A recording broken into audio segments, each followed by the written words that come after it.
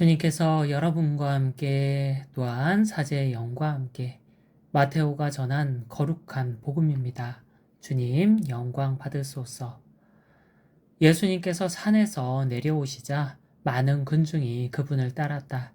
그때에 어떤 나병 환자가 다가와 예수님께 엎드려 절하며 이렇게 말하였다. 주님, 주님께서는 하고자 하시면 저를 깨끗하게 하실 수 있습니다. 예수님께서 손을 내밀어 그에게 대시며 말씀하셨다. 내가 하고자 하니 깨끗하게 되어라. 그러자 곧 그의 나병이 깨끗이 나았다. 예수님께서는 이렇게 말씀하셨다. 아무에게도 말하지 않도록 조심하여라. 다만 사제에게 가서 내 몸을 보이고 모세가 명령한 예물을 바쳐 그들에게 증거가 되게 하여라. 주님의 말씀입니다. 그리스도님 찬미합니다. 찬미 예수님, 저는 4형제 중에 장남인데요. 2달 전쯤 바로 밑 동생네가 딸을 출산했습니다. 어떻게 지내나 궁금해 안부 전화를 걸어 물었죠. 지금 뭐 하고 있냐고. 동생은 뭘 하고 있었을까요? 아기를 안고 있다고 했습니다. 그런데 대답하는 동생 목소리에 힘이 하나도 없었죠. 그래서 다시 물었습니다. 사랑하는 딸을 안고 있는데 왜 그렇게 힘이 없냐고. 그러자 동생이 대답했습니다. 아기가 계속 안아달라고 울어서 너무 힘이 들다고요. 알고 보니 아기가 혼자 잠을 자려고 하지 않고 부모가 안아줘야만 잔다는 거였죠. 그런데 잠들었다 싶어 살그머니 내려놓으면 다시 울어서 어찌할 바를 모르겠다는 거였습니다. 제가 전화를 걸 당시에는 매번 안아달라는 아기를 한번 이겨보고 싶어서 그냥 내버려 둬봤다고 합니다. 아기가 울든 말든 한번 내버려 둔 거죠. 누가 이겼을까요? 당연히 아기가 이겼겠죠. 동생은 10분 정도 실컷 울게 내버려 뒀다가 다시 안아줬다고 합니다. 왜 안아줬을까요? 안쓰러웠다고 하더라고요. 서럽게 우는 아기가 너무 안쓰러워서 안 안아줄 수가 없었다는 거였죠. 이 이야기를 듣고 생각했습니다. 우리가 주님을 이길 방법이 바로 여기에 있구나. 동생이 서럽게 우는 아기 울음소리를 듣고 안 안아줄 수 없었던 것처럼 주님도 서럽게 우는 내 울음소리를 듣고 안 구해줄 수가 없을 테니까요. 그런데 문제가 있죠. 내가 힘들고 슬퍼도 좀처럼 울지 않는다는 점입니다. 오늘 복음에서 나병 환자가 등장합니다. 당시 나병만큼 무서운 병은 흔치 않았습니다. 나병은 질병을 앓는 사람을 육체적으로 고통스럽게 했을 뿐만 아니라 감염의 위험성 때문에 사회적으로도 격리되어 심적으로도 고통스럽게 했거든요. 또한 결코 나을 수 없는 불치병으로 여겨져 어떠한 희망도 가질 수가 없었습니다. 그런데 오늘 나병 환자가 예수님께 다가와 엎드려 절하며 말합니다. 주님, 주님께서는 하고자 하시면 저를 깨끗하게 하실 수 있습니다. 나병 환자의 이 말에는 자신을 낫게 할 주님 능력에 대한 믿음과 자신을 낫게 하고자 하실 주님 사랑에 대한 믿음이 있었습니다. 그렇게 믿음을 보이자 예수님께서 그에게 손을 내밀어 대십니다. 굉장한 일이 벌어지죠. 우리가 생각하기엔 별일이 아닌 것처럼 여겨집니다. 그저 손을 내밀었고 손을 대신 거니까요. 그러나 잊지 말아야 합니다. 그는 모든 사랑과 격리되어야만 했던 나병 환자였다는 사실을.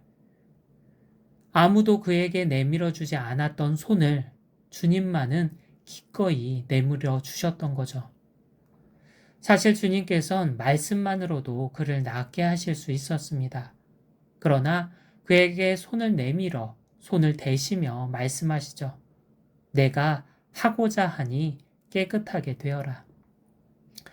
예수님께서는 그에게 손을 내밀어 주시며 치유하십니다.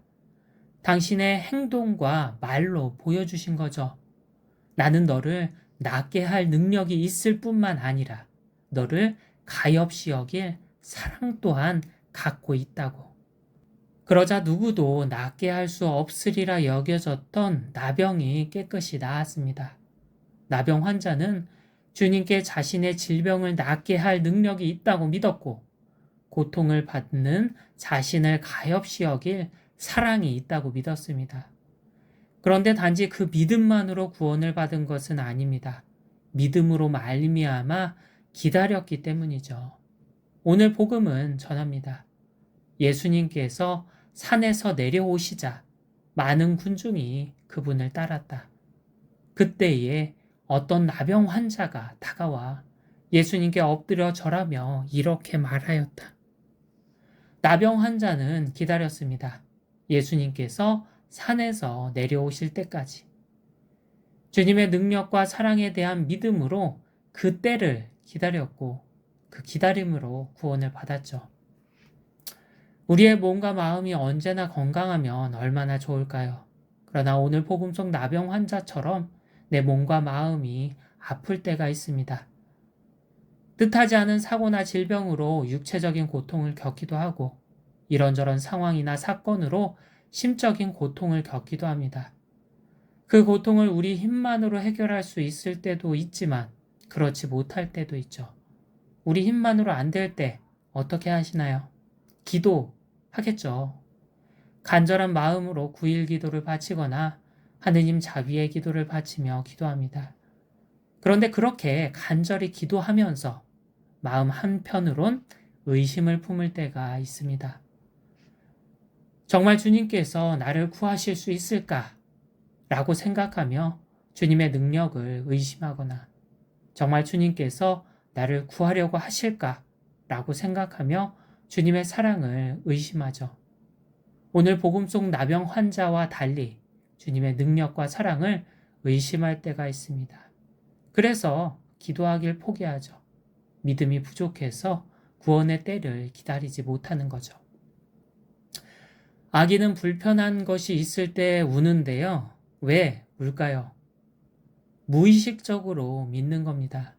부모에게는 자신을 도와줄 능력이 있고 자신을 도와주고자 하는 사랑이 있음을 무의식적으로 알고 믿는 거죠. 그리고 그 믿음으로 서럽게 우는 겁니다. 그 믿음은 아기에게 구원을 가져다 줍니다.